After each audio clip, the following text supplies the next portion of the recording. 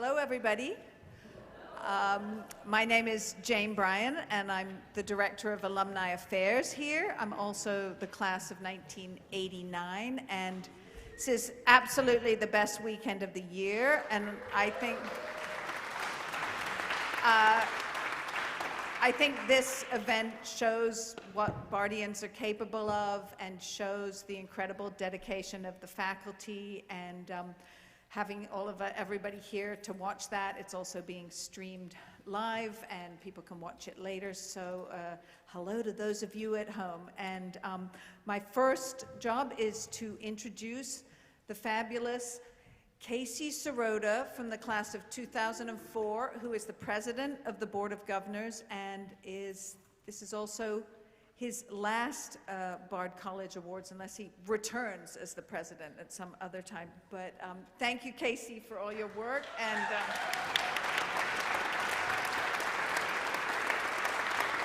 welcome.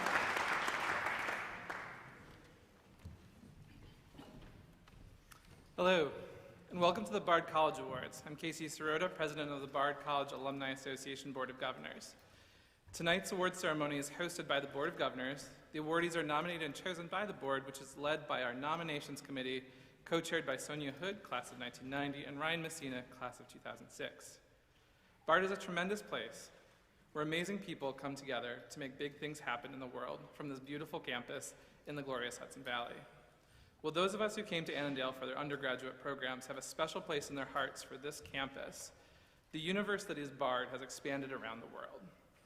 While some Bardians may have never seen Annandale, we all know of its existence as a magical place of learning. Wherever I find myself on planet Earth, I run into people with personal connections to the college. As president of the Board of Governors, I've had the pleasure of meeting Bardians in a range of places, from Bard in Berlin to Bard in Bishkek at our campus of the American University of Central Asia in Kyrgyzstan. I've met Bardians doing an art residency in a castle outside of Stuttgart, and will be visiting others in Bengaluru and Honolulu this summer. Our network continues to expand its reach to people interested in the importance of education and the role of arts, letters, science, and humanities to society. From the Bard High School, early colleges, including the newest campus opening this fall in the Bronx, to the Open Society University Network, Bard is a recognized leader in educational innovation, intellectual exploration, and artistic creation. The awardees we recognize here today embody the spirit of this college and are rooted in our mission of social justice. We need more Bardians out helping in the world. Today we have a great need for civically minded citizens, and this is something that becomes clear to every alumni of this college. Bardians are the big thinkers that want to go out and change the world every day. I want to thank the Board of Governors for allowing me the opportunity to serve as president for the last 4 years. It has been an honor to represent this college and to help our community come together. I also want to thank the special events staff and the Office of Development and Alumni Affairs for all of their work leading up to this weekend and beyond. We are grateful and in awe of their efforts to make the 2023 commencement an incredible weekend. Today's ceremony recognizes a number of alumni, staff, and friends of the college. From their support of the college in philanthropic endeavors to cancer research, politics, poetry, civil rights law, and community development, I congratulate all of them on their achievements, and I'll let our presenters and nominators fill you in about our award recipients this evening. Thank you all for being here to help us celebrate our honorees.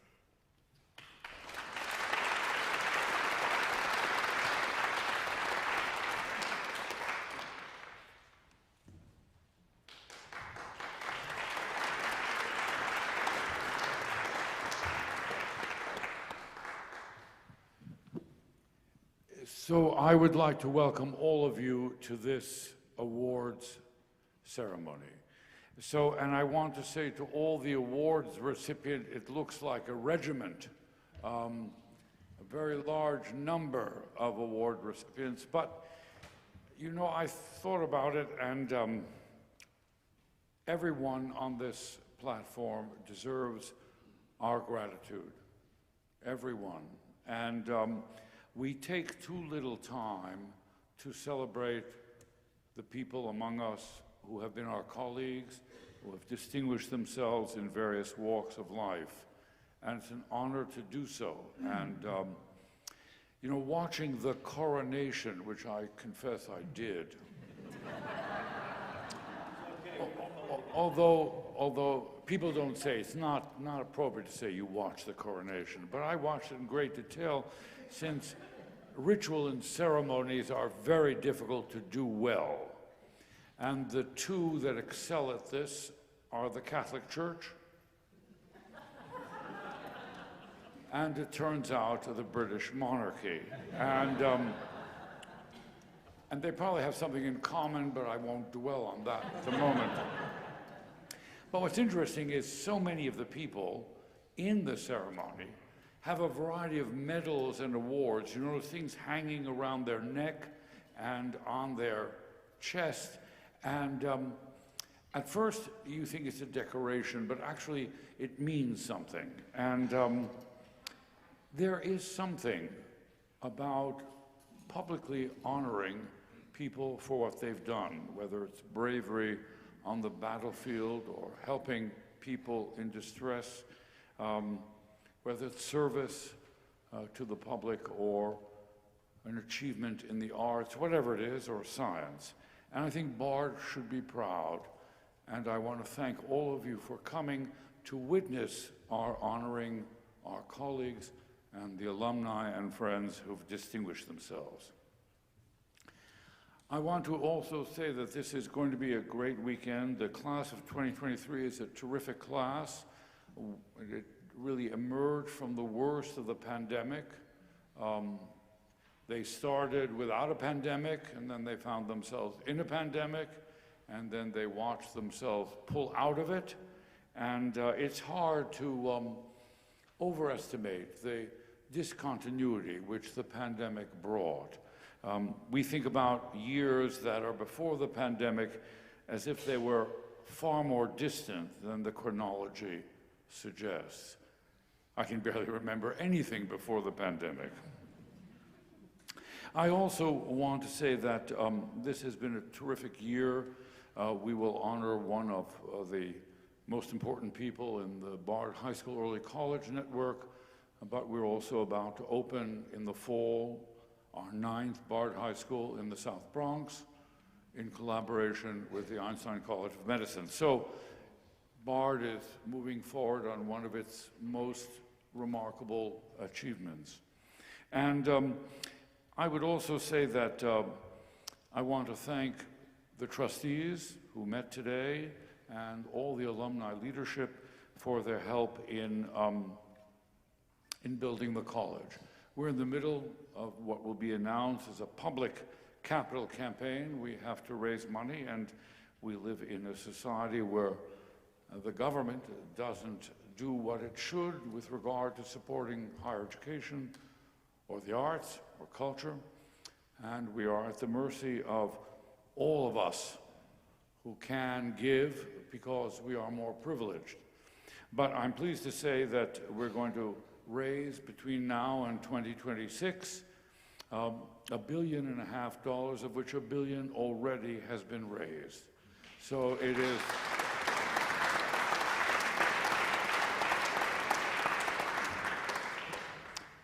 It's an awful lot of money, but it's out there to be raised, and this is, I think, a unique cause.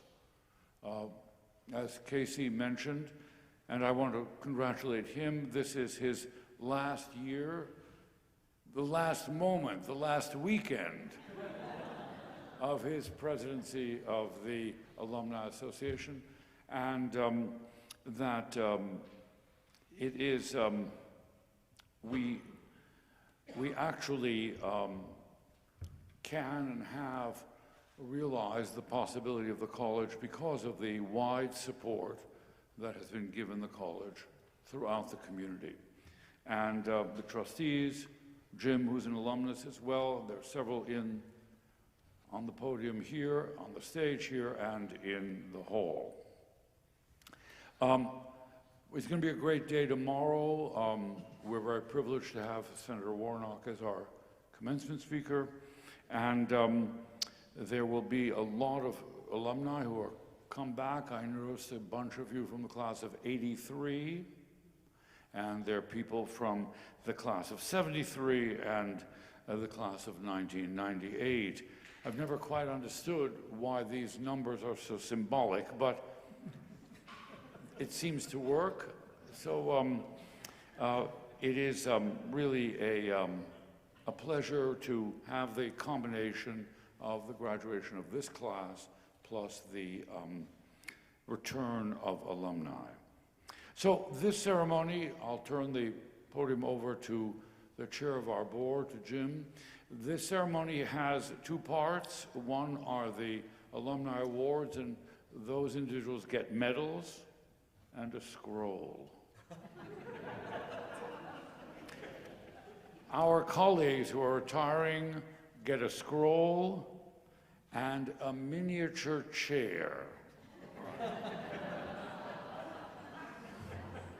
Now, this is not a symbol of the diminishment of their capacities. It is merely a surrogate to the real chair that they will get. When we were a little smaller, handing the chair out became very bulky. And so we decided to give them a kind of promissory note of the object that will be delivered. And on it has a saying that is appropriate to each of them. So without further ado, let me welcome Jim Chambers to the podium.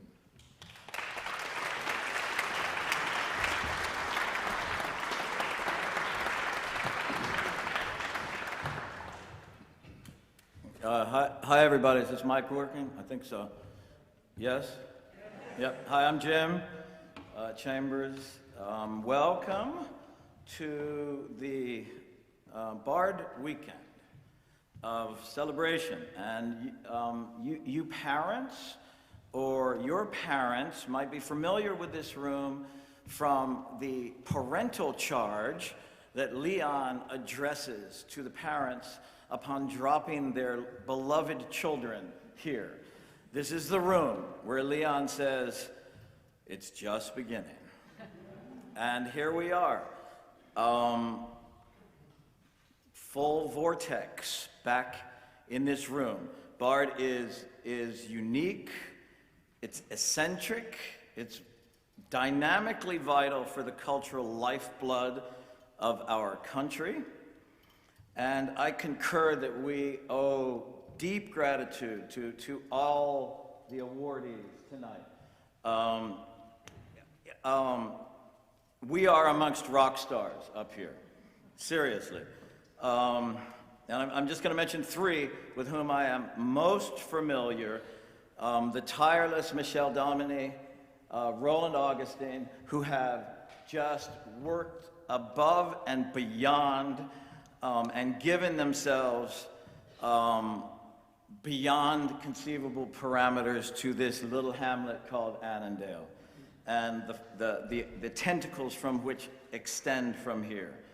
And I would be remiss if I did not mention, in terms of longevity that equals a combination of ZZ Top, the Red Hot Chili Peppers, and B.B. King, the insanely brilliant Professor Kelly, who has been here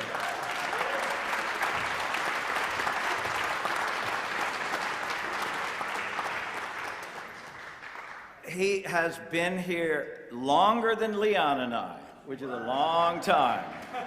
And you have set the bar, Professor Kelly, for what it is to be Bard. For you set the vibe way before any of us were here. And you continued to represent that. Your imprint and brilliance is upon all of us and the soul of this place. So thank you, sir. Thank you, ladies, gentlemen, everybody here. And let's get it on. Thank you.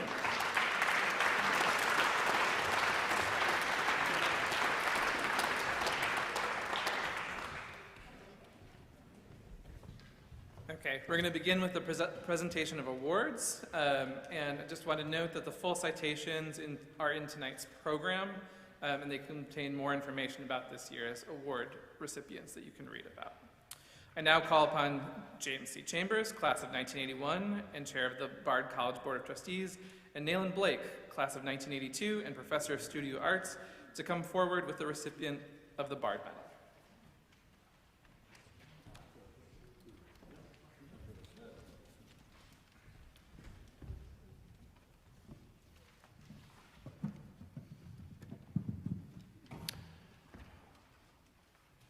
I have the honor of introducing Roland J. Augustine, who will receive the Bard Medal, the Bard College Alumni Association's highest award.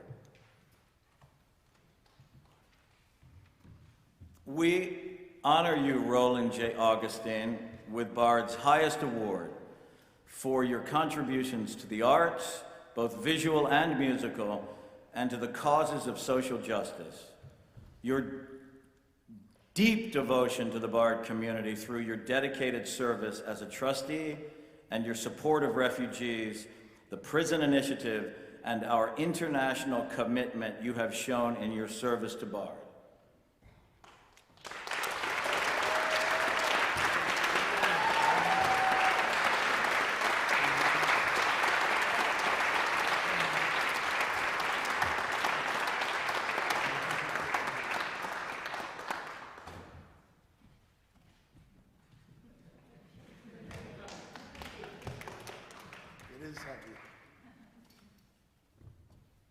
Leon, Jim, Nayland, fellow trustees, faculty members, colleagues, family, and friends, I am deeply honored by this acknowledgement. More aptly, I am moved beyond words. Bard has imparted so much to me over the course of my 17 years as a trustee. It would be hard and impossible to quantify.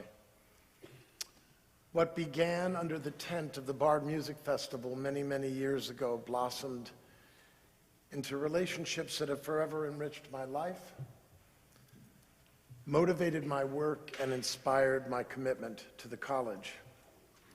It was Marlise Hessel, founder, and Tom Eccles, subsequently executive director of the Center for Curatorial Studies, whose vision and deeply rooted commitment to the transformative value of arts education, who created what is now considered to be the gold standard in the field of curatorial studies. It was Max Kenner, whose sheer courage and dedication to the idea of providing a higher educational platform to the incarcerated, who forged the groundbreaking Bard Prison Initiative. It was the stewardship of Stephen Tremaine, who together with Dumaine Williams spearheaded the growth and development of the Bard High School Early College program, which will open its 9th school, as Leon said, this fall in the Bronx. It was Susan Weber, founder of the Bard Graduate Center for the Decorative Arts, Material Culture. It was Gideon Lester, artistic director and senior curator for human rights in the arts. It was Jonathan Becker, executive vice president and vice president of academic affairs and director, Center for Civic Engagement. It was Deborah Pemstein, vice president for development and director of alumni affairs. Karen Zorn, president of Longy School of Music at Bard. All of these individuals I have to summon, and many more, as being catalysts for my involvement and commitment to Bard College. And to Leon, whose fierce determination to bring the study of liberal arts to an unprecedented height, and whose encouragement and trust in me offered opportunities to broaden the outreach beyond the alum in support of the many great satellite institutions. To Leon, I wish to offer my sincere gratitude in this humbling moment. Thank you very much.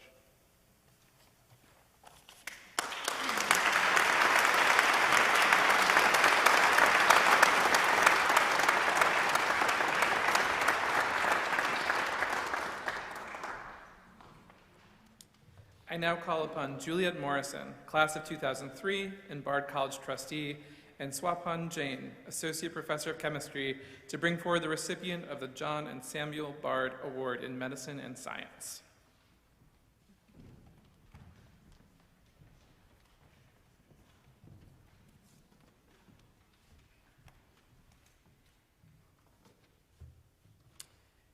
The John and Samuel Bard Award in Medicine and Science is given to honor a scientist whose achievements demonstrate the breadth of concern and depth of commitment that characterized the pioneer physicians for whom the award is named.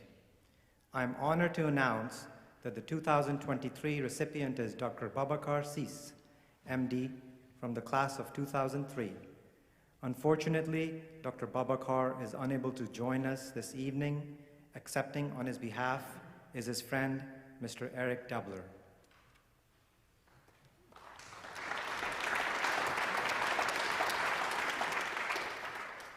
Thank you all. Good evening.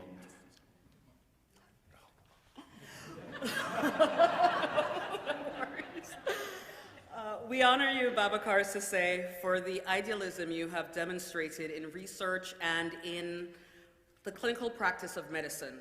You have made your mark in one of the most crucial and daunting frontiers of medicine, the understanding of the immune system and cancer. Your career mirrors the highest ideals of your alma mater.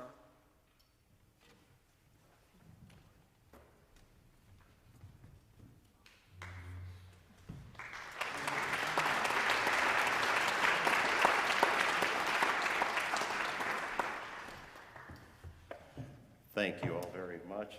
I'm so honored to be here on my friend and Dr. Babakar's behalf. I've followed Bard for years and been very impressed of the values and all that you represent as a school. Last year, I was diagnosed with a tumor, and up here, we were just going to monitor it and just watch it for years, whereas then I ended up down at Weill Cornell, New York Presbyterian, in front of the neurosurgeon-in-chief, their rock star, Philip E. Stig, who had said, "Do you have the Black Cornell chair?" He says, "Oh, but I have Harvard's chair. I ran Harvard till 2000. And he said, "But my protege is going to help you because your insurance, I had crummy insurance the last few years. Insurance can't see my name." And in walks Babakar. And I was just so impressed, and just so impressed with his whole demeanor and the care he exudes. And he ended up doing, right off, they said, "We can get this out this week for you." I was like, whoa, brain surgery this week, give me some time. Well, we'll start all the tests, 50, 60 tests, and you got 30 days to do it. I had it done 17 days later.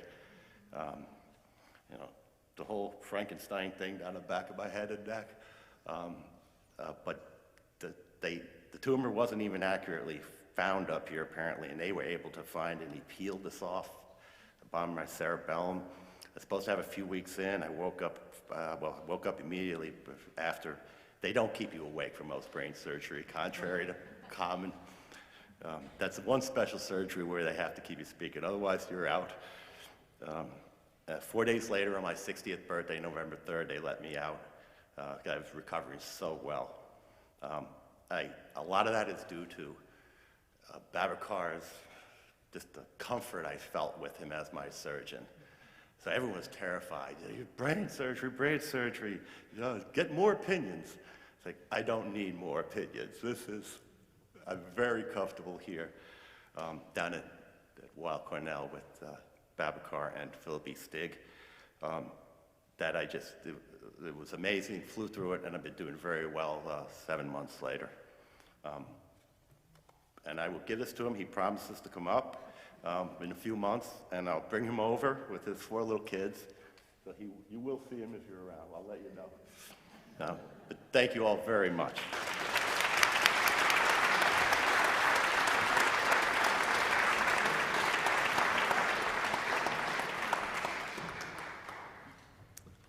I I now call upon Betsy Ellie, class of 1965 and Bard College trustee, and Ann Lauterbach, the David and Ruth Schwab Professor of Language and Literature, to present tonight's recipient of the Charles Flint Kellogg Award in Arts and Letters.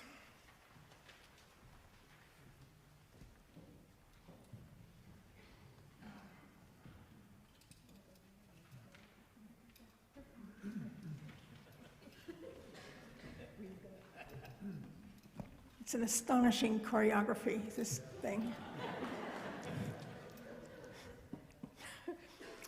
I have the honor of introducing Layli Longsoldier, Master in Fine Arts class of 2014, who will receive the Charles Flint Kellogg, the Charles Flint Kellogg Award in Arts and Letters, given in recognition of significant contributions to the American artistic or literary heritage.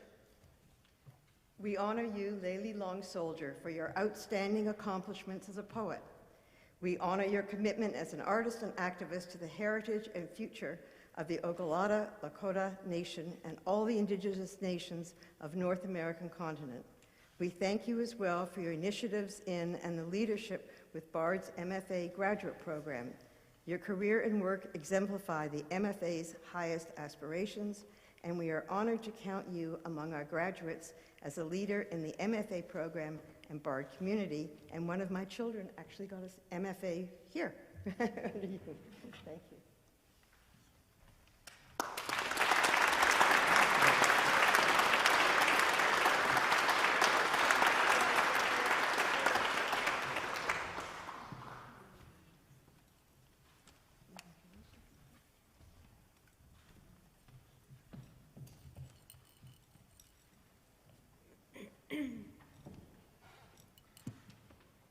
I move this way up now.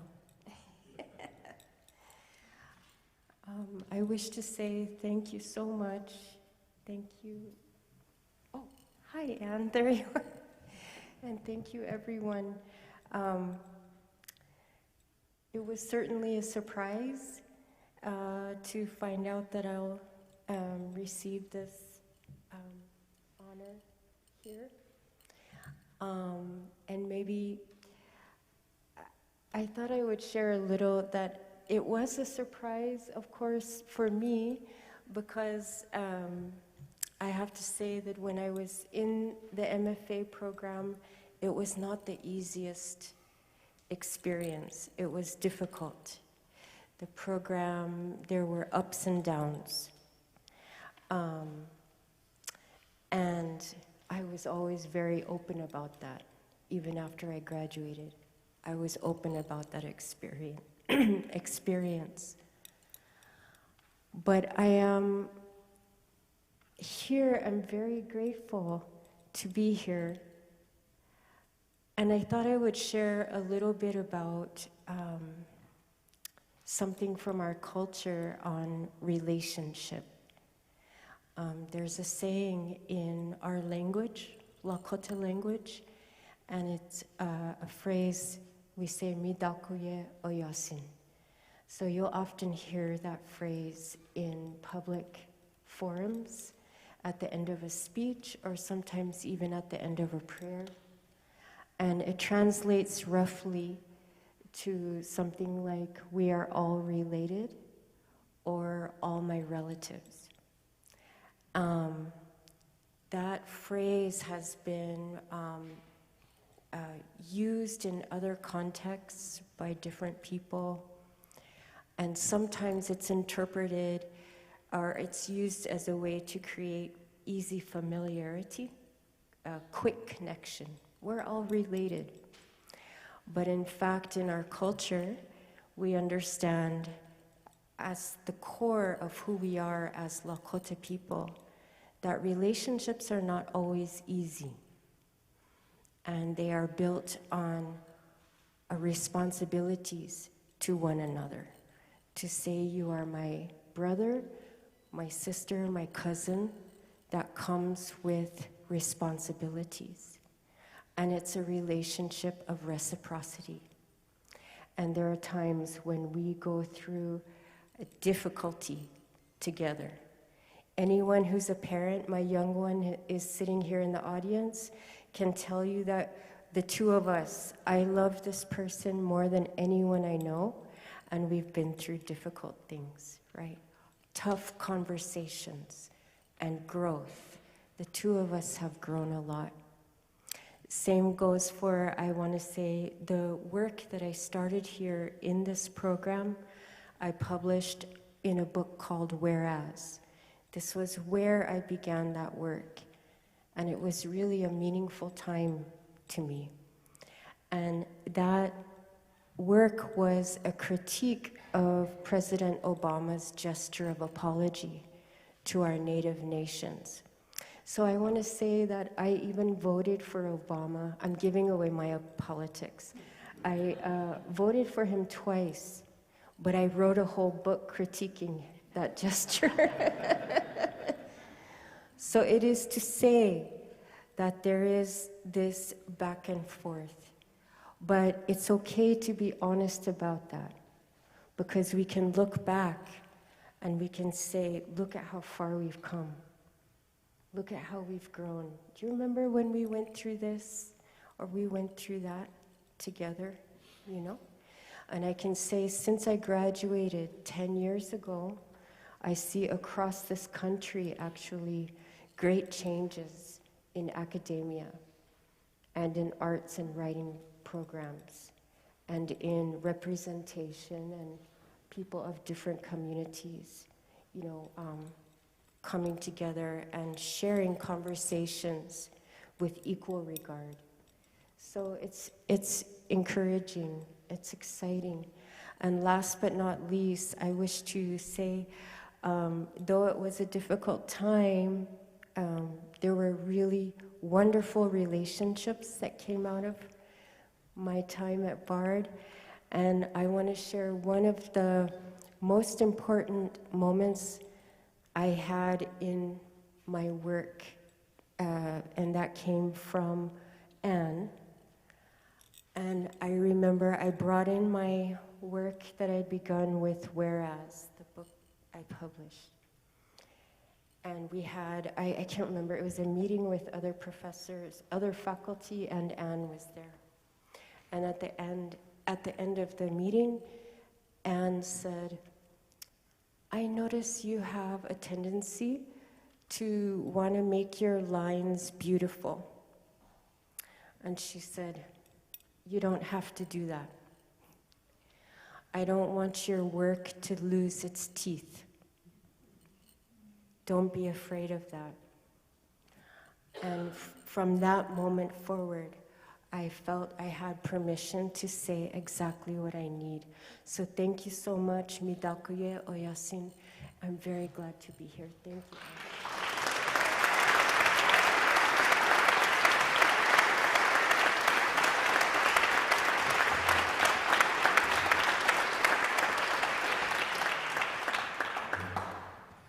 I now call upon Stanley Rachel, class of 1965 and Bard College trustee, and Simon Gilhooly, Associate Professor of Political Studies, to bring forward the John Dewey Award for Distinguished Public Service.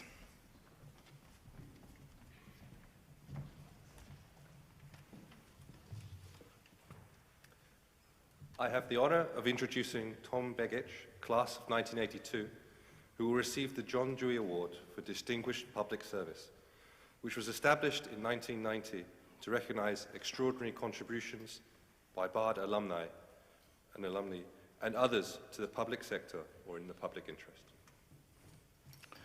We honor you, Tom Begich, for your exemplary work both as an elected official and a teacher and advocate.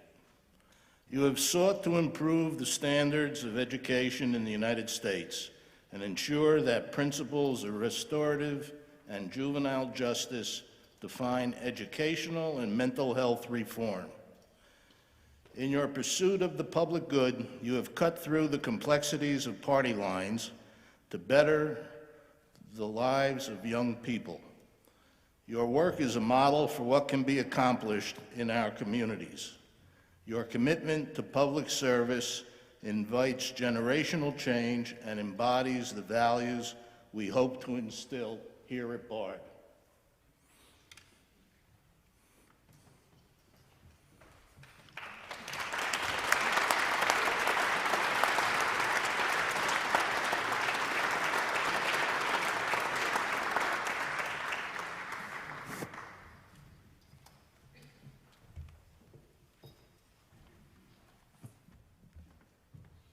Well, thank you for that. And I want to start by saying a few words that, not just a thank you to Bard and to President Botstein for this award. It's not often that I'm recognized for any of the work that I do, and I certainly don't seek it, but I don't think you realize just how important this is to me. I appreciate it because maybe I'll get a chance to teach at that new school in southern France that sounds like it might be very interesting. But I also want to acknowledge a few people that came with me. I used to drive back and forth to Bard from Alaska, which is where I live. I would come back and forth every year. Michelle Dominy once identified me and said it's so typical that I would do that. And but I'm here this time not driving, I flew. But with me are my mother of 85 years. She just had her 85th birthday. And I want to bring up her because I want you to know that I'm shaped by my mom, in part, because she was a widow at 34 with 6 children, all of whom she honors and loves. My brother's here as well, Paul, my lovely, brilliant, and ever-invigorating wife, Sarah Sledge, is here as well. And more importantly than that for the Bard community is that my senior project team is here. And I'm hoping after 41 years they don't criticize my comments like they did my senior project. And that's Mark Lytle, Alice Stroop, and of course, Michelle Dominy.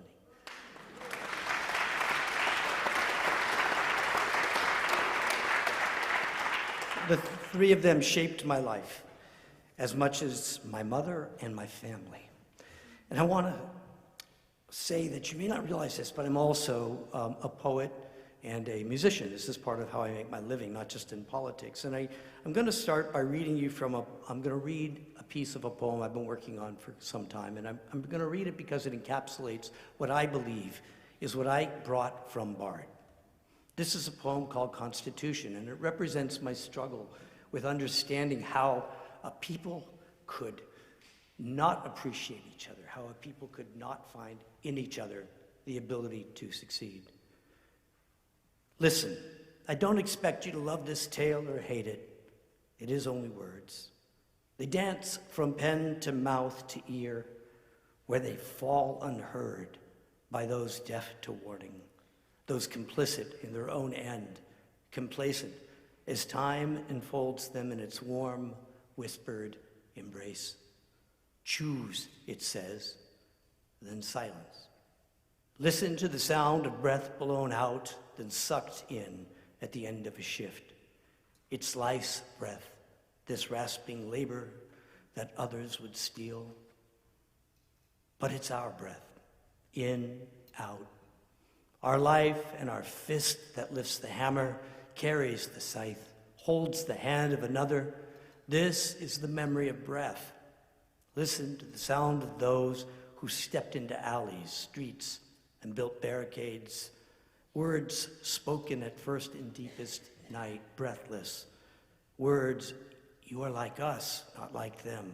Harmless words until a brick is torn up, hurled at those whose only crime is their difference. Listen, these are the sounds of change. These are the cries of loss of all that we are. John Dewey observed that the profession of a classroom teacher is to produce the intelligence, skill, and character within each student so that the democratic community is composed of citizens who can think, do, and act intelligently and morally. That's what this award means to me, and that is what I learned at Bard. A historian recently, Shadi Bartosh, was asked the question, what's the most important lesson history has taught you? He answered that when history repeats itself, no one notices. These are the things that drive me. Robert Bolano observed that evil practices her pirouettes on a small stage before making her debut. And my life, based on my learning at Bard, the experience that Bard gave me and the faith that my senior team had in me, was that we can change the world. It need not be this way. We can remember our past. We can remember that we can move forward. It is what I have devoted my life to. That poem is quite long. I'm not going to bore you with it all, but it will end this way. This is the end of it. Listen, the hour is growing late. The story run its course. Time enough to sleep. Finally, we learn that we shape destiny. We breathe our freedom. We carve life. We slip from form to form and shape to shape. We are of the elements. We are made of eternity. Listen how we grow silent now. We've made our peace, so we offer this. We alone make this life complete. Once bereft of hope, we fall no longer. We turn out to in, a pirouette from ending toward beginning. Change these patterns of who we were, ever who we are. Listen, these are the sounds of change. These are the words of hope for all that we are, in all that we have ever been. And I leave you with this. This is not the ending. This is just the beginning. Thank you very much for this honor and this award.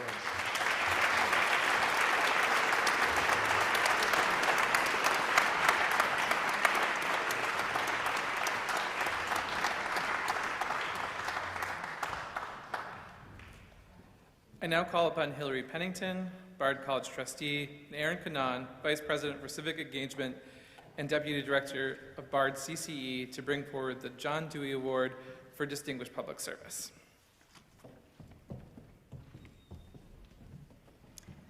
I have the honor of introducing Ting Chang, class of 2002, who will receive the John Dewey Award for Distinguished Public Service, which is established in 1990 to recognize extraordinary contributions by Bard alumni and others to public sector or in the public interest.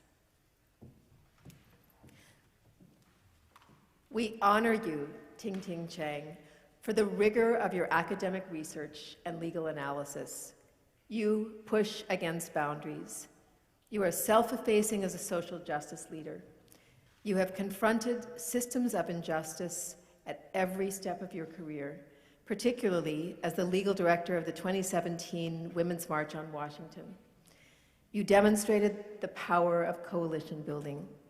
We celebrate your work on the ratification of the Equal Rights Amendment, the ERA, and advancing the larger cause of gender-based justice. We are proud that you are a troublemaker.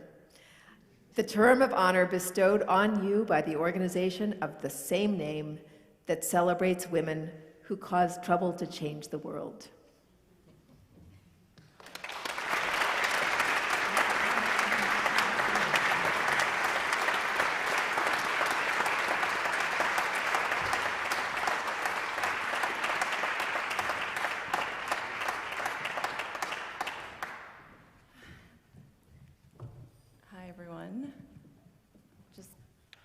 Please indulge me in my improv moment right now, but I just want to say it's an honor to be here, incredibly humbling to share the stage with people who are so brilliant, such fierce advocates, who bring their intelligence and their passion to bear on some of the hardest problems faced by society today. Bard is not just the college I went to, it really is a transformative experience for me, and because of that, it's sort of kind of embedded into the ecosystem in which I live my life. And, you know, there's nothing more to be grateful for. I immigrated here when I was 9. My parents survived this crazy revolution in China. You know, it was kind of a rough childhood, and I also wanted to become the world's greatest oboe player. So I had, you know, some thoughts, and I met Leon, and he was like, you are just, whatever you want to do, I affirm you. Whatever vision you have is plausible. come to Bard and do it. He loaned me his family's oboe. He conducted the American Symphony Orchestra while I played the Marcello Oboe Concerto. I mean, incredible. I studied composition with Joan Tower, one of the most important composers in America ever. Shout out to Joan.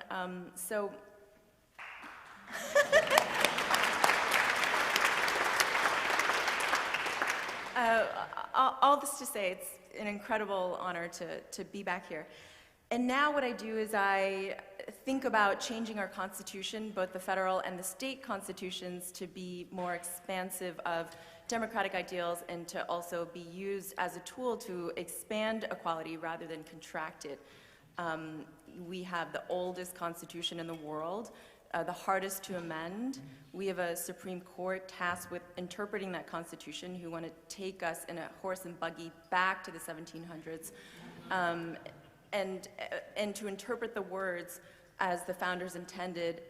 And at that time, they intentionally left out most of the people in this room, right? They did not want to acknowledge the existence of people other than white land-owning men. So here we are today. Our rights are incredibly under threat. To bodily autonomy, it's not just a gender issue, it's also a racial justice issue. So what does this have to do with BARD? I feel like this is a moment for a paradigm shift. This is a moment to say we had a broken system to begin with, and we have to completely rebuild. And I draw on my experiences at BARD. It was 4 years of incredible intellectual freedom. It was open skies the whole time. And I was surrounded by the most brilliant people. And because of BARD, I'm like the Trojan horse, you know? Like, I'm here to fuck up the Constitution. It's just, it's nobody wants it. It sucks. And so, thank you so much. I'm so honored to be here.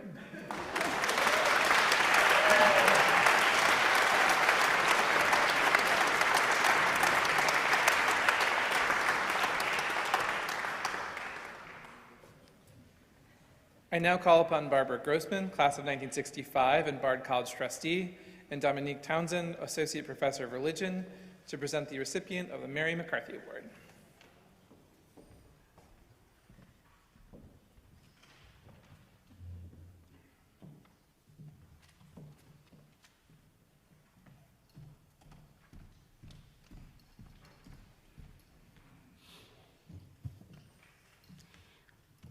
We honor you, Catherine Boo, for your courageous and brilliant work as a writer whose unwavering commitment is to expose injustice and suffering. You are an author of brilliance and originality. Your engagement in the public realm is fearless. The originality of your research, your uncommonly penetrating insights, and the magnetic hold you gain on your readers all have advanced the cause of freedom and justice by exposing failure and corruption among those with wealth and power, and by giving voice to the resilience of the human spirit.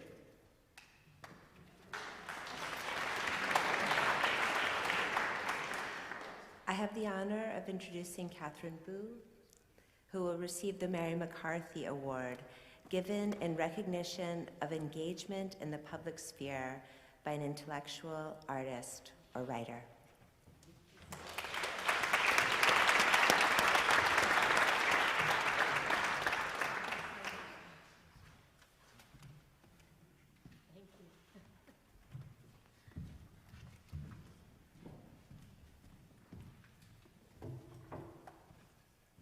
It's been such a treat to be part of the Bard family for even this day.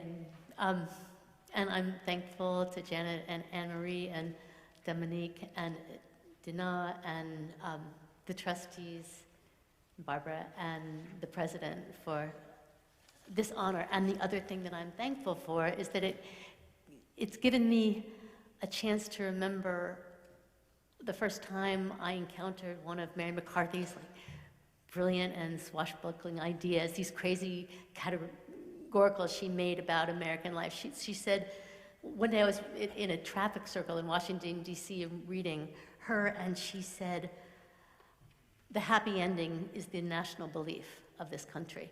And at the time, I was documenting something exquisitely unhappy, which was the wrongful deaths, including murders, of people with intellectual disabilities who lived in group homes in Washington, D.C.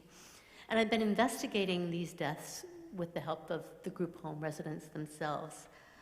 They knew what had happened to their friends and their housemates had been wrong, and they knew that justice hadn't been done.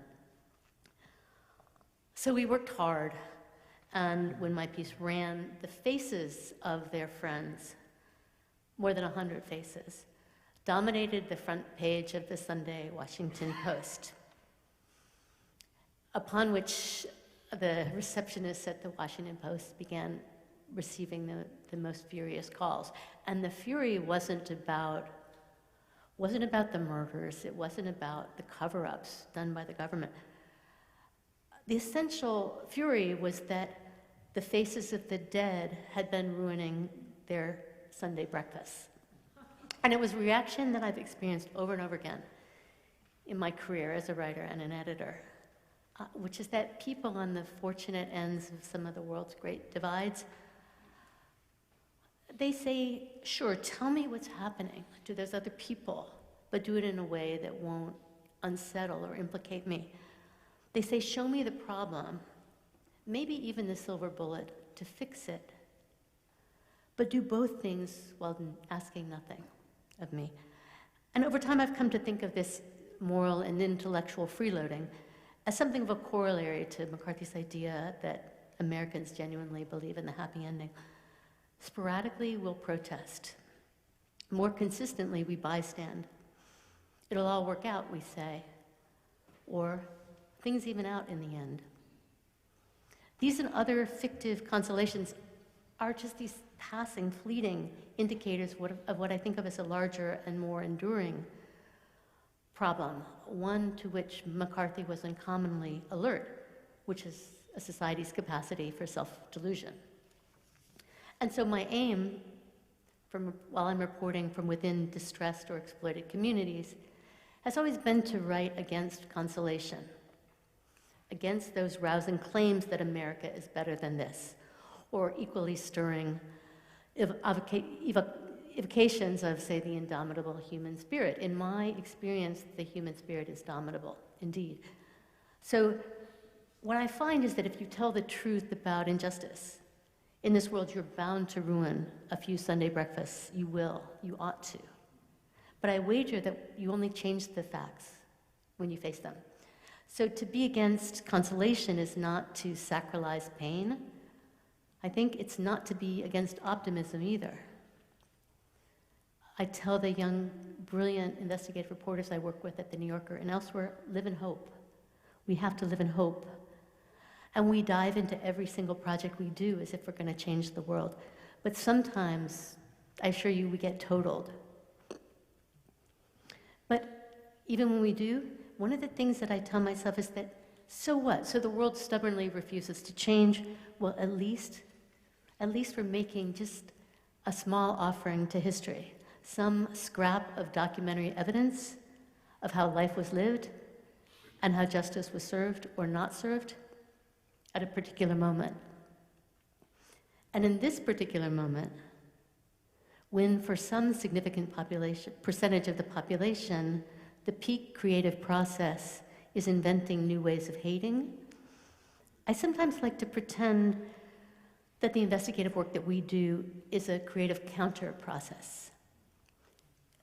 We're trying to use new forms to share truths that in themselves contain sufficient power, radiant power, to build new constituencies for change.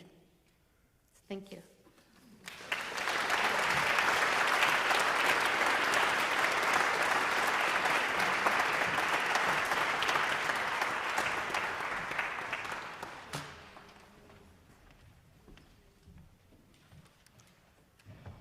We now turn to the presentation of the Bardian Awards, which are a formalization of the Bard College Alumni Association's tradition of honoring the longtime members of the Bard community. Tonight we have the pleasure of honoring 9 such colleagues with this award. I call upon Leon Botstein, president of the college, and Brandon Weber, class of 1997, and trustee of the college, as we present the Bardian Awards.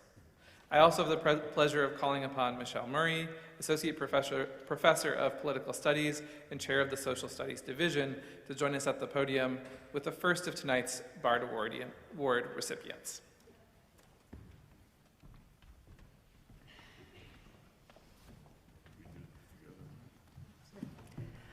I have the honor of introducing Sanjeev Barua, who will receive the Bardian Award.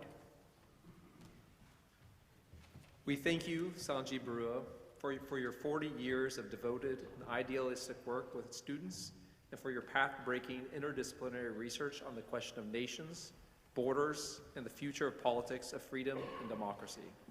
BARD is grateful for your pioneering work in expanding the BARD curriculum and setting the highest standards of scholarship at the college.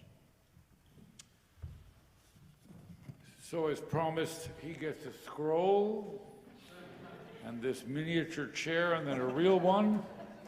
And the inscription on the chair is "A Specialist with Spirit."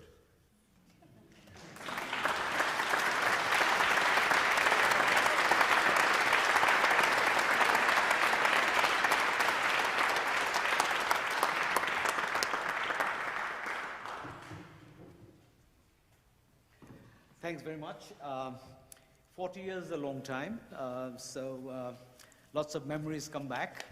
But mainly though, I don't want to take names because 40 years you know a lot of people. But I'm incredibly thankful to BARD as an institution to let me do what I do. And just to give you a sense of how much BARD has changed, the other day my program, political studies program, had a farewell party for me. And then there were 12 people, and the faculty now they have 13 people in the political studies department. When I began 40 years ago, there were 2 of us. So, and I was trying to convey to my younger colleagues what it was like. Only way I could convey it by was telling a story that when I came, a couple of years later, there are 2 of us, and it so happens that both of us overlapped at the University of Chicago. So a common friend visited us.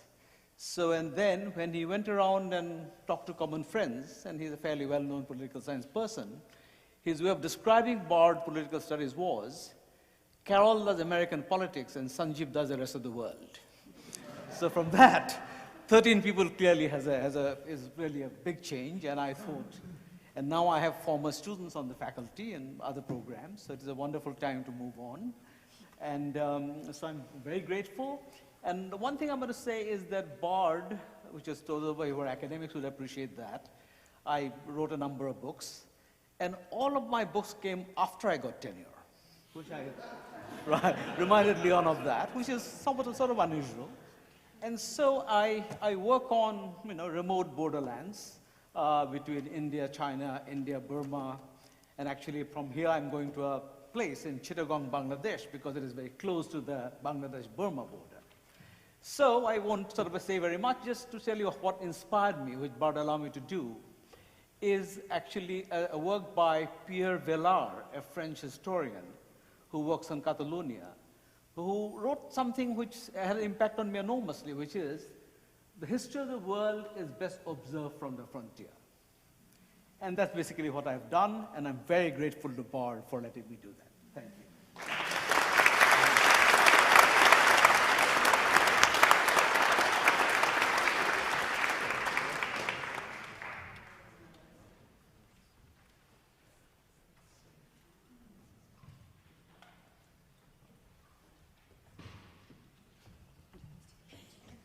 Sorry. I'm paying attention now. I now call upon Lori Dahlberg, Associate Professor of Art History and Visual Culture and Photography, to announce our next Bardian Award recipient.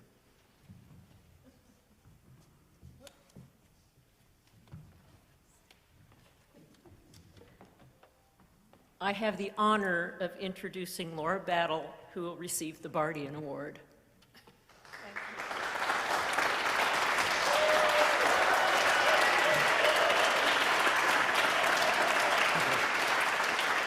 Thank you, We Lori, thank you.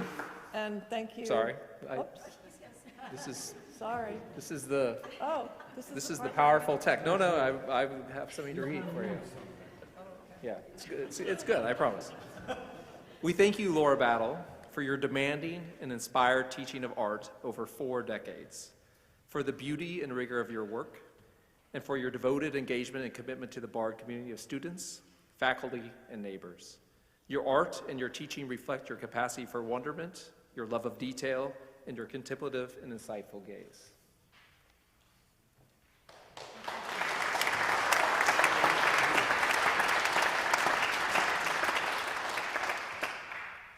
On her chair is written Pyramid Climber.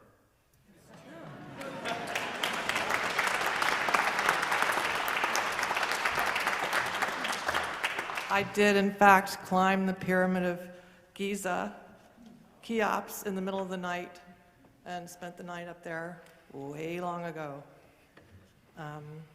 But thank you, Lori, and thank you, President Botstein and Dean Deirdre Adele-Bear and the caring staff, students, and faculty.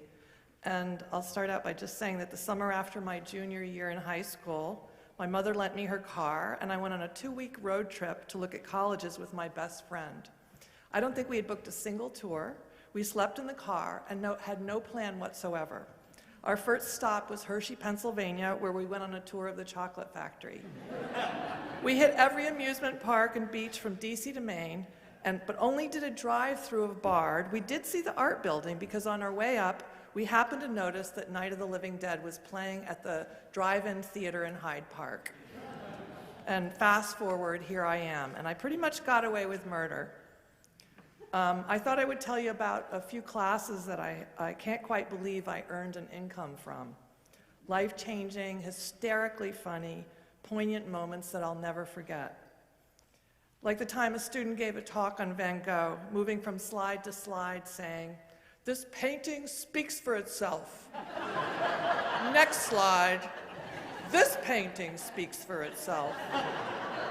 35 paintings later, they all spoke for themselves. Or the student who selected music for a class, something I allowed on occasion when I was meeting them one-on-one while they were working, and we listened to Fiddler on the Roof for 3 hours. Or the day I went to Gregg Farms and borrowed a goat from them to draw. He peed through the entire class and ate their drawings right off their easels. And in fact, the class turned out to be one of the best gesture drawing classes I ever taught. They had to look hard, work fast, and because the goat would not stay still, they had to abandon any notion of being precious about their work. It was ripped apart or landed in a puddle. But one semester, I was scheduled to co-teach a class with the great, remarkable Elizabeth Murray. Due to scheduling conflicts, only 5 students signed up, and I begged the dean at the time, Michelle Dominy, to allow the class to run, and she gave in. The class was called On Site, and every other week, we were to drive to the city, pick up Elizabeth, and go around to museums, galleries, artist studios, behind the scenes, to all sorts of places, with backdoor entry everywhere, thanks to Elizabeth. Alternate weeks were spent on campus doing projects with me, where they did things like proposal drawings for an art installation in the big room at the top of the stairs at the Rhinecliff train station, things like that. On our first trip, we drove to the city, and with one student curled up in the boot of my Honda, we picked up Elizabeth in Tribeca. Then with 2 in the boot, and thankfully with all of the lights perfectly timed, we headed north to the Metropolitan Museum, where we saw the greatest exhibition anyone will ever see, Leonardo's drawings. We were scooted in with no wait, despite the 40-minute line outside.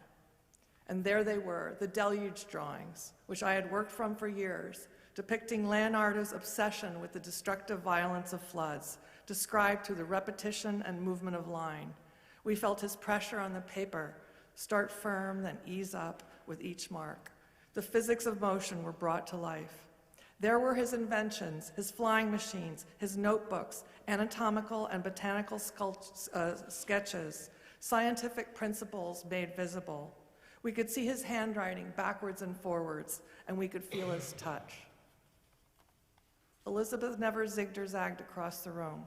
She looked incredibly long and hard at every single drawing, standing firm, motionless, one to the next. I imagine her reliving its making, looking for what came first, next, and last, trying to understand how the process of drawing synced with nature, how drawing contributed to and enabled his scientific mind to wander and invent, how working from observation gave him the skills to realize all that he imagined. We all followed suit. We slowed down, we looked, and we thought. And then we went back to the studio and worked. And for this, I was being paid. Thank you so much, Bard.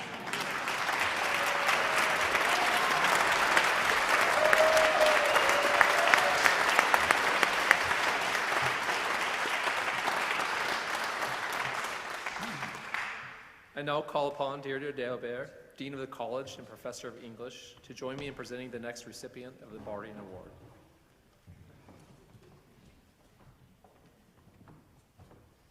I have the honor of introducing Michelle D. Dominy, who will receive the Bardian Award. We thank you, Michelle Dominy, for your contribution as a scholar, teacher, and administrator to the excellence, distinctive curriculum, and outstanding pedagogy of the liberal arts here at Bard. You not only shaped the way culture and society are studied at the college as a faculty member, but you led faculty and the academic program with great distinction, tireless dedication, and unswerving loyalty as Dean of the College for 14 remarkable and transformative years.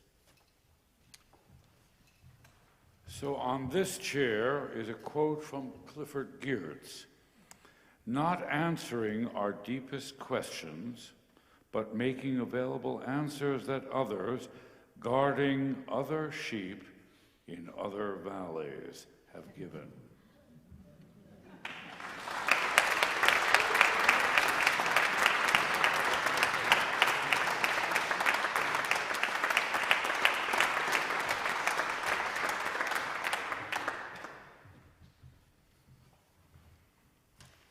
It's disconcerting to imagine that this moment will come now, many decades after an interview with a curious blue-eyed Bard student and the college's then sole anthropology professor. It was an unconventional meeting in a Washington Conference hotel bar and signaled the character of the innovative, inclusive, expansive college that frames our collective on the Annandale campus. I believe that faculty leave quiet fingerprints on a college, just like the names of the graduating class woven into the fabric of your seats that I read at commencement at the beginning of the 2000s, early in my tenure as Dean of the College. In small ways, we do leave our marks on our students and on each other. A vivacious professor of literature minted from Barnard and Harvard, whose search I participated in as the co-director of gender studies, is sitting beside me as the dean, a kindness for which I thank her. Commencement often celebrates how teachers transform the minds and ambitions of our students, but we don't always fully acknowledge how much students transform faculty lives, not only in the classroom, but throughout our careers as future colleagues, and even more importantly, as friends. Institutions change over the course of a career, but our core values persist in our undergraduates. They're being willing and eager to mix it up, realize their intentions, be out in the world, as my students have from Annandale to Cape Town, from Helsinki to Edinburgh, to that blue-eyed undergraduate now in a coastal town in Portugal. At this moment, I'm gratified by the elegant symmetry in my teaching, as it is bookended by my first and last students. Tom Begich in history and Lily Lustig in environmental studies. Neither Tom nor Lily were anthropology concentrators. Both wrote deeply personal, salient, interdisciplinary senior projects. One, a life history of a congressman father, the other, an analysis of indigenous knowledge and conservation in the Alaskan Tongass National Forest. Lily interviewed Tom, both as a local interlocutor and as an expert on her work. By a happy coincidence, he's being honored by the college this evening for his public service, Lily is working for the World Wildlife Fund. Both bring joy to my being an anthropologist. In teaching anthropology, I've always encouraged students simultaneously to seek the frustration of complexity and to recognize the elegance and explanatory power of culture.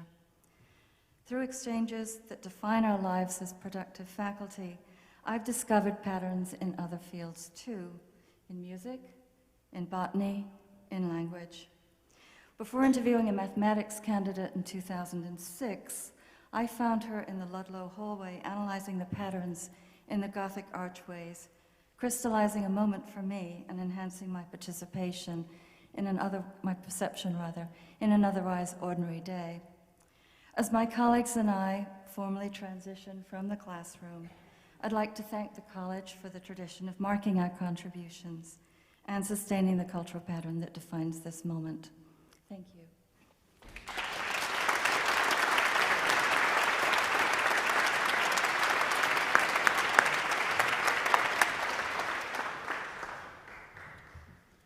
I now call upon Daniela Dooling, Artist in Residence and Co-Director of Studio Arts Program, to join me in presenting the next recipient of the Bardian Award.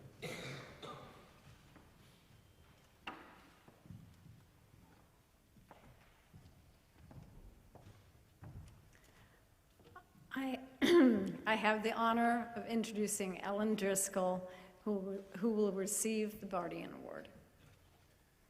We thank you, Ellen Driscoll, for your wonderful and joyful leadership as the head of Studio Arts at Bard, for your infectious commitment to the making of art, and your exceptional care for students and colleagues.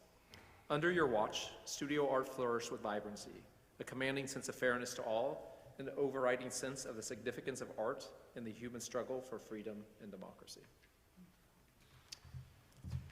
So on your chair is written, short chair, long chin wag.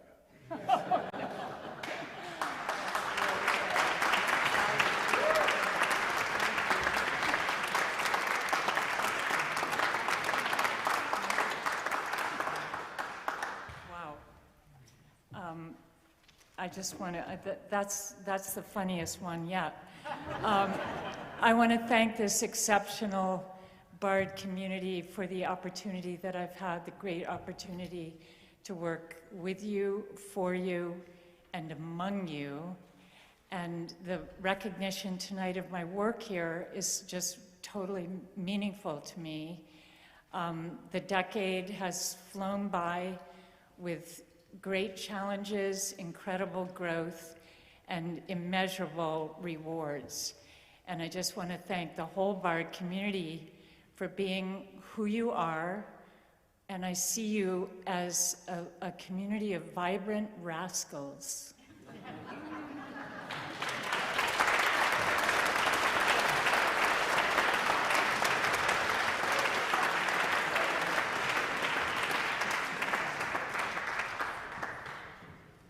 I now call upon Mary Caponegro, class of 1978, and the Richard B. Fisher Family Professor in Literature and Writing, to join me in presenting the next recipient of the Bardian Award.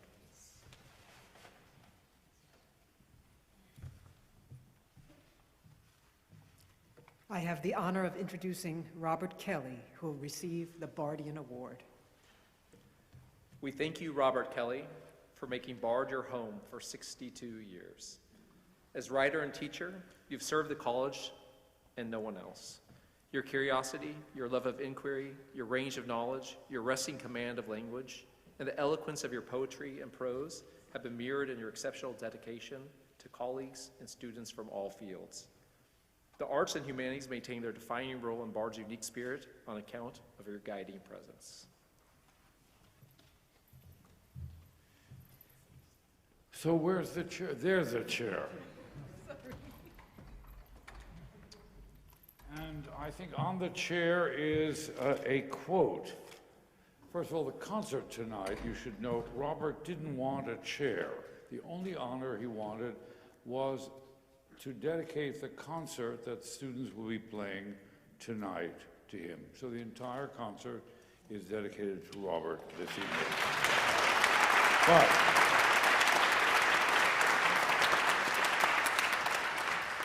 And on his chair, which he didn't want, is written, "Go write yourself a book and put therein first things that might define a world."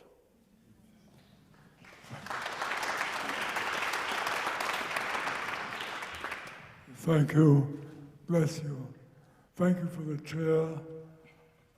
It's a little small for me, but I will try to accommodate it slowly through a process of reduction. I have lived at Bard most of my life, it turns out. Bard has given me life and livelihood, and more than that.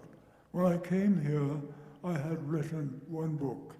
Since then, I can't count how many, but quite a few of them. And I continue to write, and I continue in a way to teach. What I don't teach anymore is classes.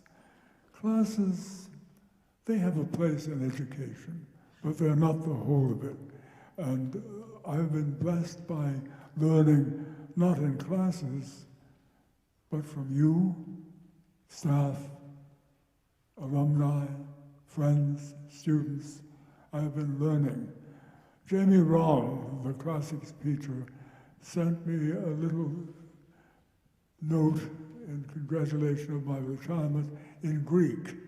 And the Greek, when translated into English, sort of, said, "As I grow old, things teach me. I learn more and more as I grow old." And he wrote that, Solon, that is, wrote that as a youngish man, not as an old person.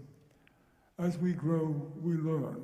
And that is not growing old, that is living. And the living that I've had here, the living that you have given me, and that you have given one another, is an extraordinary opportunity for all of us to renew our commitment to learning. Not in the classroom, not even in the book, not even reading my books, but just learning from the ground, the trees, the telluric energies, the intense personal energies of students. Your students are your teachers. That's what I had to learn early on.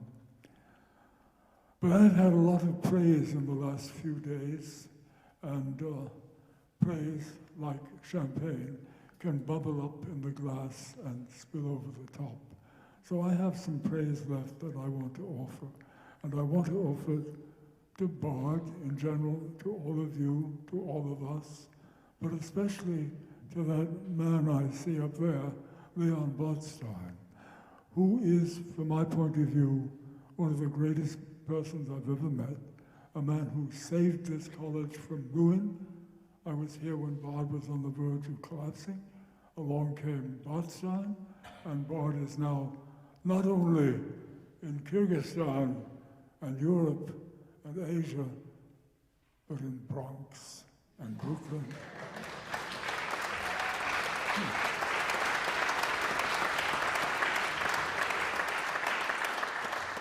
This is a man who saved us all.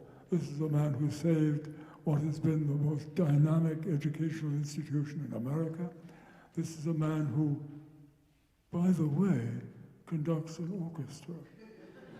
And it so happens that every now and again, when he has the time, he'll conduct a symphony by Mahler, or Berlioz, or Beethoven. And I have to say that one evening, sitting in the concert hall, listening to him play, conduct an orchestra, I realized I had never heard this Mahler symphony so well performed, so beautifully articulated, and then I thought, what is happening? These are just student musicians, they're not the great virtuosi, they're good, but what is the difference here? And I understood all at once that the same intellectual power that has created the intellectual and social and economic structures of Bard, that same intelligence had gotten to work on that music. And suddenly I realized that what I was hearing was a piece of music carefully heard, analyzed, presented, and then reunified.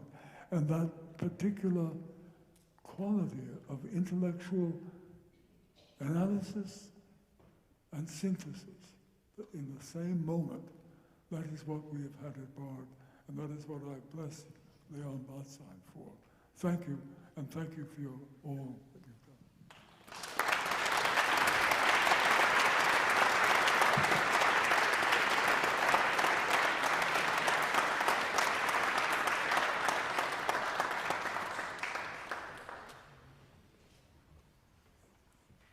I now call upon Stephen Mazie, a member of the Social Studies faculty at Bard High School, Early College, Manhattan, to join me in presenting the next recipient of the Bardian Award.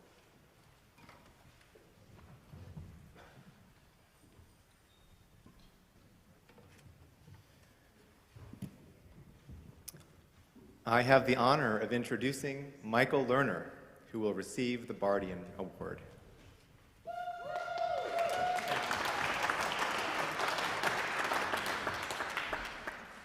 We thank you, Michael Lerner, for your 20 years of idealistic, inspiring, and tireless leadership of the flagship Bard High School Early College, the first in Manhattan on Houston Street. As teacher, scholar, dean, and principal, you set a standard for all of the 8 subsequent BSECs. As unique and independent public institutions committed to equity, innovation, and high achievement, and the proposition that high school-age students are capable of excellence and originality in pursuit of the life of the mind.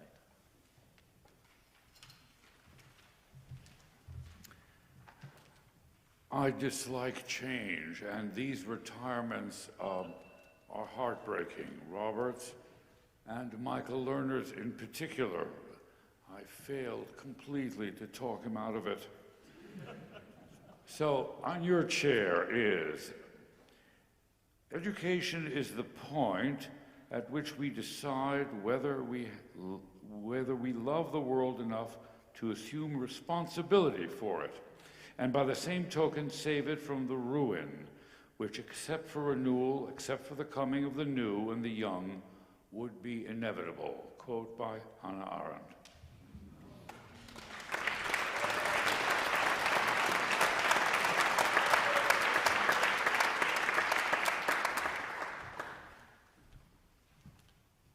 I've always wanted one of these. I'm going to keep this very brief and very informal. I want to thank Steve. Steve and I started at BSEC in the same week.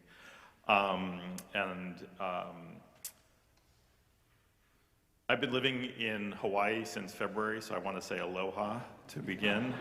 I'm definitely not used to wearing suits after being there for the last few months. I'm not even used to wearing shoes. I did wear my aloha socks just to keep it a little Hawaiian. I was at BSEC for 21 years.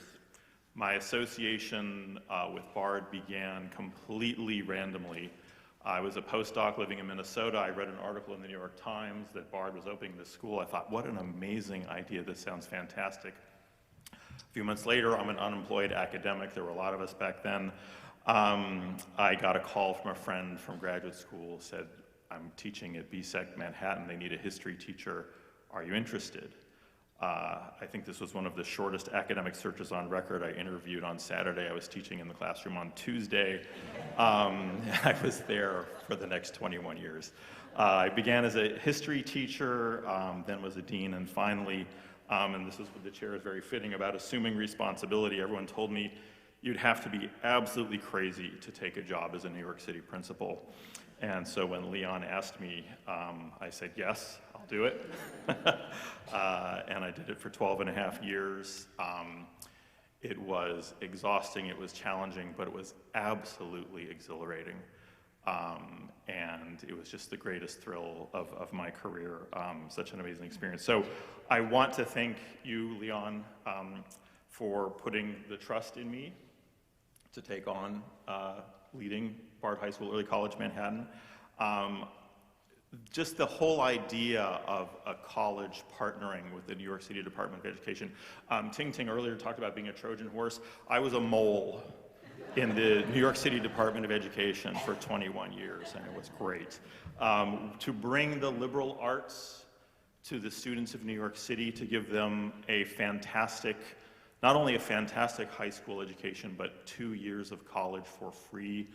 a foundation in the liberal arts, the critical thinking skills, to work with such an amazing faculty, with amazing students and families, and to serve the city of New York. I mean, the element of public service, the intellectual standards, the commitment to excellence, the commitment to making this accessible to all of New York.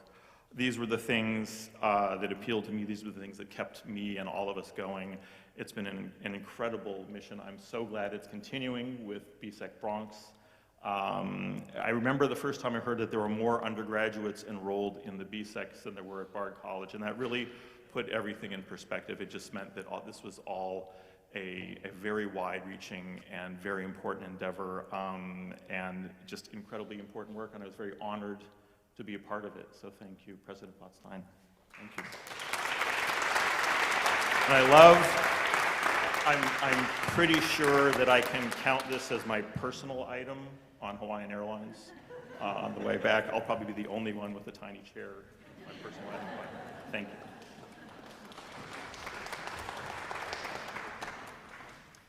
I now call upon Marina Van Zulen, Professor of French and Comparative Literature and National Academic Director of Clementi Course in the Humanities, to join me in presenting the next recipient of the Bardian Award. I have the honor of introducing Lucy Sant, who will receive the Bardian Award. We thank you, Lucy Sant, for nearly a quarter century of innovative teaching at Bard, covering an amazing array of subjects ranging from photography, history, literature, pop culture, Paris and New York. You've shared your extensive learning in a compelling way with words with your students and colleagues in a disarming and direct manner and with gracious generosity. Generations of students and colleagues are in your debt. So on Lucy Sant's chair is written a quotation from Karl Marx. And it is not "Workers of the world, unite." It is, despite fluctuations in the price of beef, the sacrifice remains constant for the ox.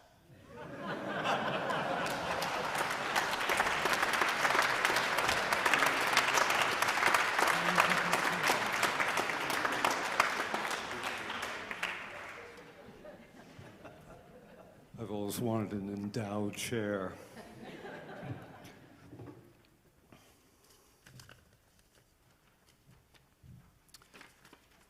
I'm going to get real sentimental on you. About 6 months shy of 25 years ago, I got a phone call from Marina Van Zulen proposing we meet for lunch. She was seeking an emergency replacement in the French department for a faculty member who seemed to be absconding in the middle of the semester. And I had been recommended by someone who was perhaps unaware that my formal education in my native language had stopped in 3rd grade. By then, I taught for a few years at the School of the Arts at Columbia, and I wasn't too sure I had what it took to teach. But I had an urgent reason for wanting a job. Marina was perhaps the 3rd person to learn that my wife was pregnant. I was panicked. I poured my heart out to her, and despite the errant faculty member finally deciding to stick out his term, she got me a job talk. I talked about old photographs, and to my amazement was offered a split contract, a semester of creative writing and a semester of the history of photography. Raphael was born my first week in September 1999. So it's way too neat that Marina is my sponsor tonight for this award, and that Raphael is graduating from Bard tomorrow.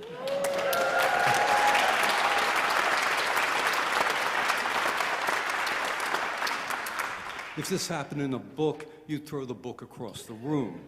Or maybe not, because so much had happened in the intervening years that you might be content to let the story be resolved with a big red bow. I don't know whether I was ever really good as a teacher, but I benefited perhaps unfairly from a cavalcade of great students, quite a number of whom are still my friends today. And my friends on the faculty, many of you here tonight, saved my sanity again and again. Love to the memory of Peter Hutton and Barbara S. Love to all of you. Love to President Botstein, who kept BARD true to its educational and humanitarian mission, even as it has greatly evolved over my time here. And love to BARD, the only institution of learning to have made me feel at home and at peace and among friends. Thank you.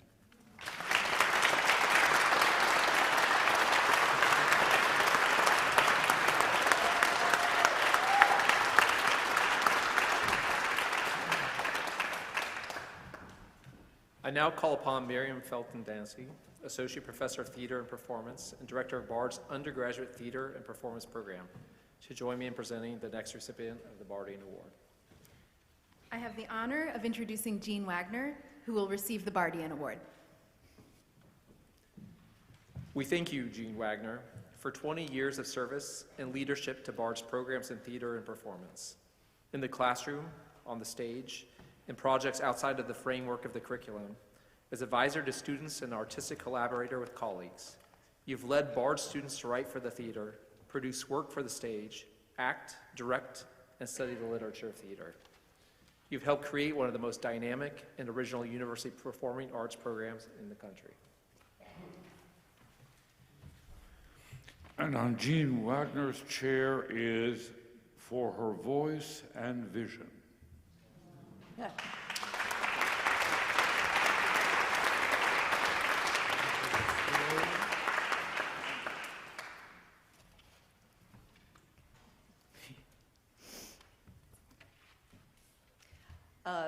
Okay.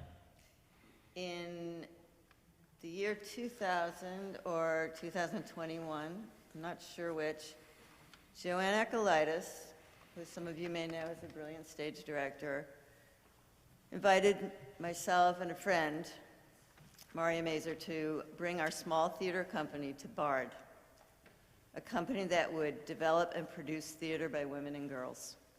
We had a small grant and shared a tiny office in Soho.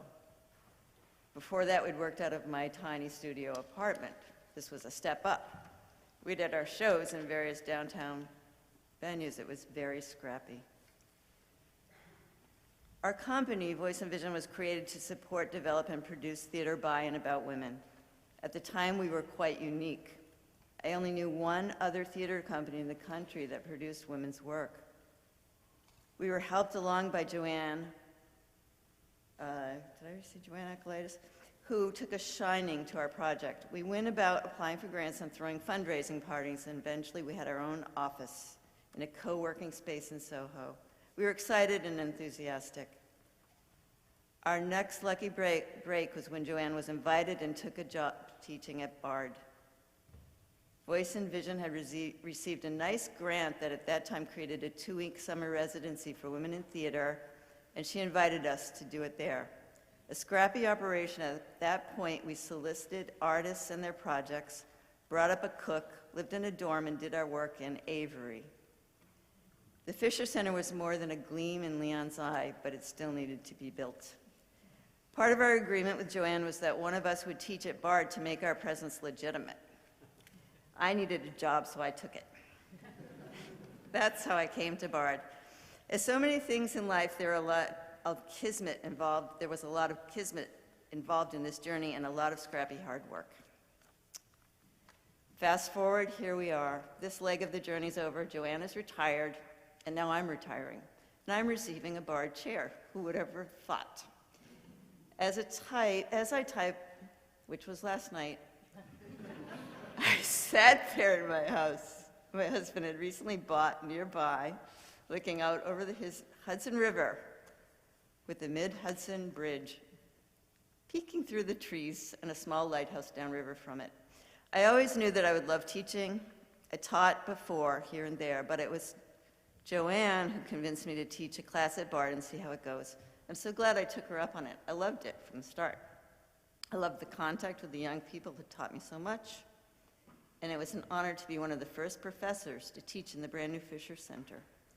Since then, I've taught so many talented and brilliant Bardians, some that have gone on to great theatrical careers and others that have gone to other wonderful things. Each and every one of them has inspired me in one way or another.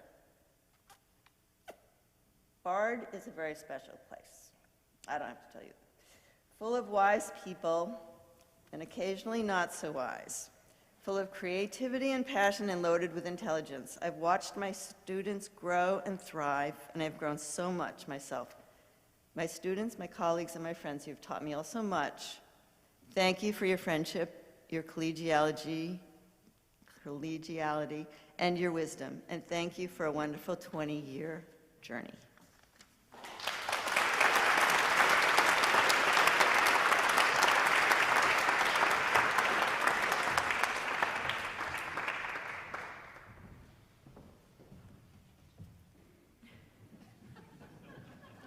I now call upon Nathan Shockey, Associate Professor of Japanese, to join me in presenting posthumously the next and last recipient of the Bardian Award.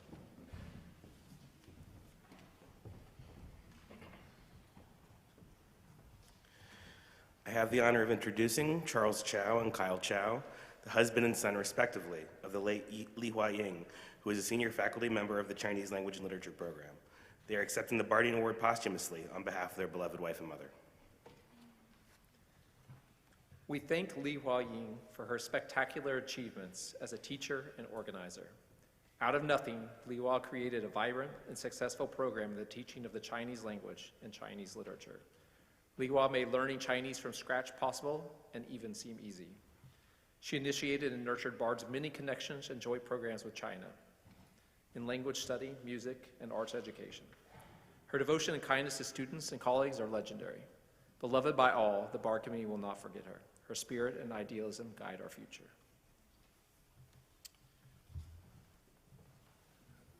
When Li Huaying died, we, the faculty, planted a tree outside of where she taught. And we were deeply honored to have her as a colleague. And I was honored to have her as a traveling companion, guide, and colleague, a finer language teacher I cannot imagine. And I want to thank both Charles and her son for being here to receive the award in her memory.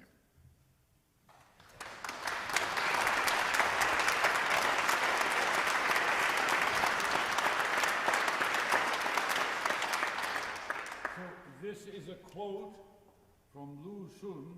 It is, "Hope is like a path in the countryside."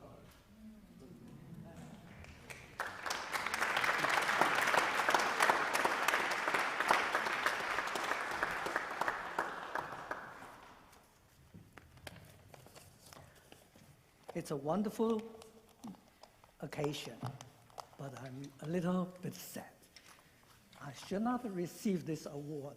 It should be Li Hua, and it should be not now, it should be years later.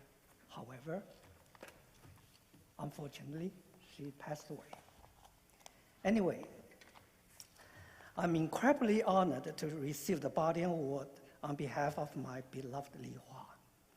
Between the beautiful memorial a few weeks ago, where we planted a tree in her name, and tonight's wonderful event, I'm so thankful that Bard has accepted us to their community with open arms. We truly feel that we are part of the Bard family. As for Li Hua, after she passed away, we received so many emails and notes, and we started to know her and her life as a Bardian. So instead of we're talking about her, we'd like to share some quotes, some notes from her friends and colleagues and students. And I prepared 10 notes, but it's late, and I guess everybody's hungry. I want to go to dinner, so I'll only read 3. First one is from Bob Martin, the former vice president of Bard. What I can say is that everything Catherine and I did having anything to do with China, the story always starts with Li Hua, her knowledge, her wisdom, her kindness, her practical good sense. This applies to the many important things done for Bard by Bard in China program, of which Li Hua was the academic director, and to so much of what the conservatory was able to do. Next is from Jun Li, Vice President of Qingdao University back in China. Li Huaying was the founder of Bard Summer Intensive Chinese Program in Qingdao University. For more than 2 decades, the two universities have witnessed profound development of language and culture programs, fruitful results, and the faculty and students exchange and deepening friendship, thanks to Li Hua's painstaking effort.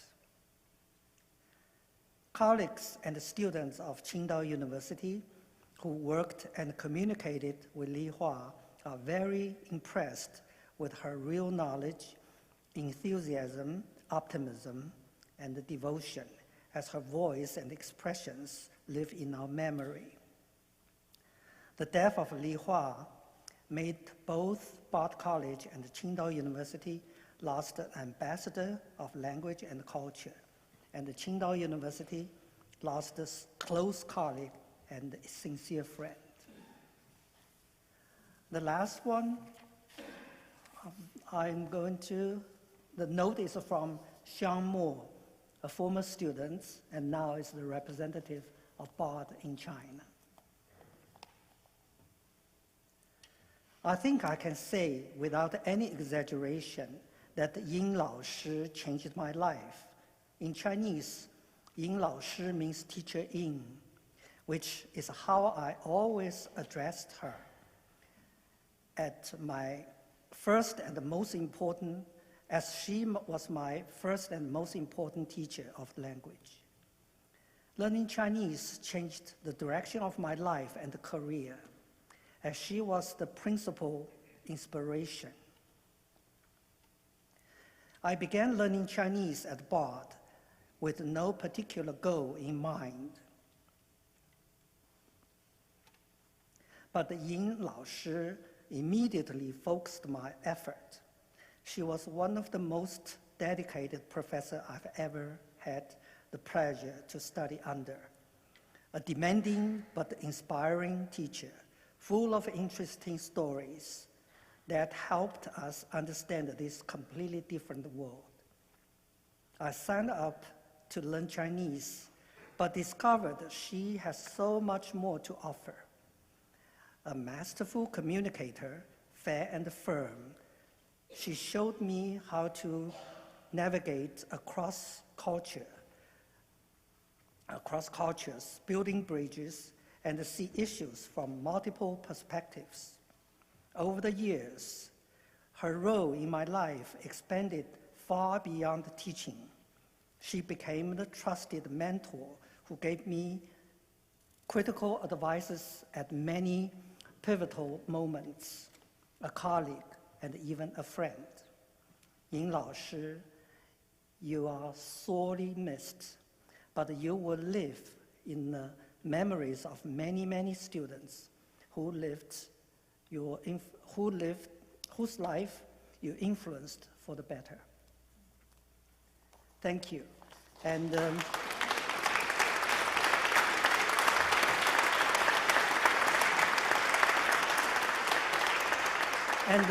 Li Hua's ashes is under the tree. I think she's watching, everybody watching the growth of Bard and watching the campus and the work she loved, devoted all her life there. Thank you.